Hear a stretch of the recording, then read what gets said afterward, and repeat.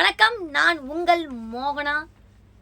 மாலை மலர், புதன்கிழமை 6/8/2025. வாங்க செய்திக்குள்ள போகலாம்.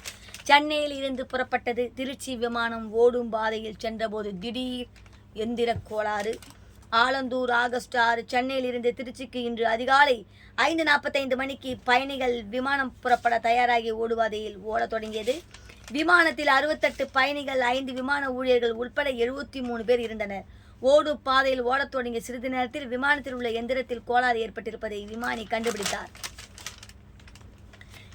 இதே நிலையில் விமானத்தை வானில் பறக்க சென்றதால் ஆபத்து என்பதால் அவசரமாக ஓடுதளத்திலேயே விமானத்தை நிறுத்தினார். இதுகுறித்து சென்னை விமான நிலைய கட்டுப்பாட்டு அறைக்கும் தகவல் தெரிவிக்கப்பட்டது. இதையடுத்து இழுவை வாகனம் மூலம் அந்த விமானம் மீண்டும் புறப்பட்ட இடத்திலேயே நிறுத்தப்பட்டது. விமான அதிகாரிகள் எந்திர பழுதை சரி செய்யும் முயற்சியில் ஈடுபட்டனர். பயணிகள் அனைவரும் விமானத்துக்குள்ளேயே அமர வைக்கப்பட்டிருந்தனர். சுமார் 1 மணி நேரத்திற்கு பிறகு எந்திரம் சரி செய்யப்பட்டு காலை 6:45 மணியளவே சென்னையில் இருந்து திருச்சிக்கு புறப்பட்டு சென்றது. விமானத்தில் ஏற்பட்ட எந்திர கோளாறு விமானி சரியான நேரத்தில் கண்டுபிடித்ததால் அசம்பாவிதம் தவிர்க்கப்பட்டது. விமானம் தாமதமாக புறப்பட்டு சென்றதால் பயணிகள் சிரமம் அடைந்தனர்.